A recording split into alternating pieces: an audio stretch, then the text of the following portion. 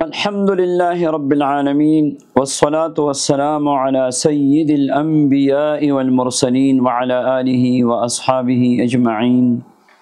أما بعد فأعوذ بالله من الشيطان الرجيم. بسم الله الرحمن الرحيم.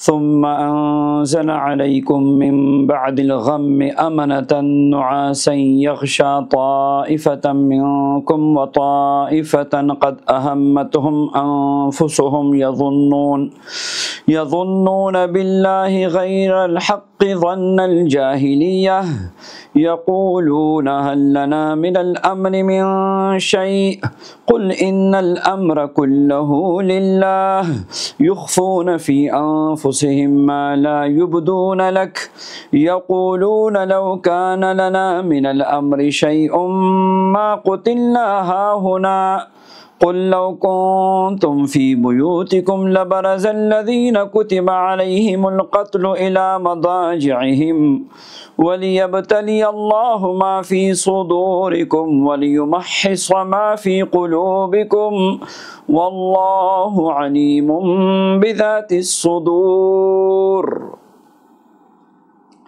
یہ مبارک آیت پارہ نمبر 4 سورہ آل عمران کی 154 نمبر آیت ہے، اور اس آیت مبارکہ کو آیت قطب کہا جاتا ہے. آیت قطب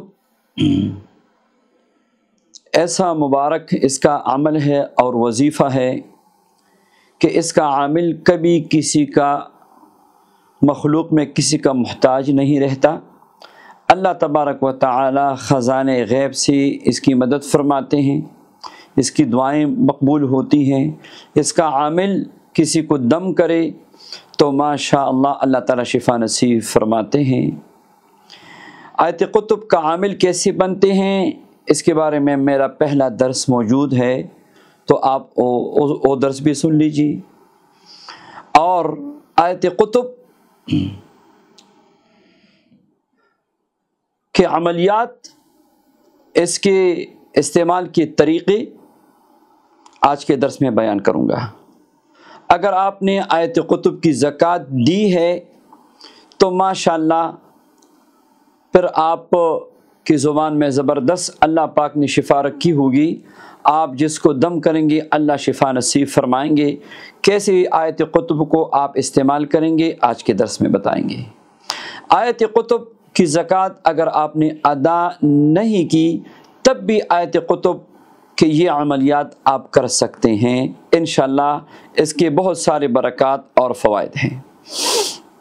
یاد رکھیے اس آیت مبارکہ میں زبردست تاثیر ہے جنات اور جادو کے توڑ کے. یعنی اس آیت مبارکہ کے دم سے آپ جنات اور جادو کا زبردست علاج کر سکتے ہیں. اگر کوئی جنات اور جادو کی وجہ سے پریشان ہے، اس پہ کالا جادو، سفلی عملیات یا جنات کی حاضری یا جنات کا تنگ کرنا، دورے پڑنا، اس سب کا علاج آپ آیت قطب سے کر سکتے ہیں. مریض کے سیدھی طرف یعنی دائیں کان میں آپ اعوذ باللہ بسم اللہ پڑھ کے آیت قطب کو 7 مرتبہ پڑھ لیجیے، اور بائیں کان میں بھی اعوذ باللہ بسم اللہ پڑھ کے 7 مرتبہ دم کیجیے. اور مسلسل 3 دن یہ عمل کرے، اور پانی پر بھی دم کر کے، جب آپ کان میں دم کریں گے تو 7 پانی میں بھی دم کریں، تو انشاءاللہ اللہ تبارک و تعالیٰ کے فضل و کرم سے 3 دن میں جنات جادو کا علاج ہو جائے گا اور مریض کو نئی زندگی مل جائے گی.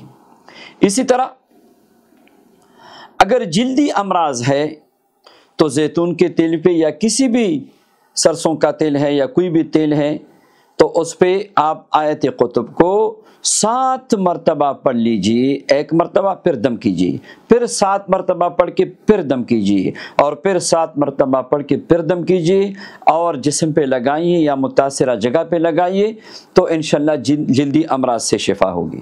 اس طرح اگر بچے خواب میں ڈرتے ہیں، بچے روتے ہیں، بچے ضد کرتے ہیں اور بچے بات نہیں مانتے اور رات کو اٹھ کے اچانک نیند میں چیخنا چلانا شروع کر دیتے ہیں، تو آپ آیت قطب کو صرف 7 مرتبہ بچے پہ دم کرے۔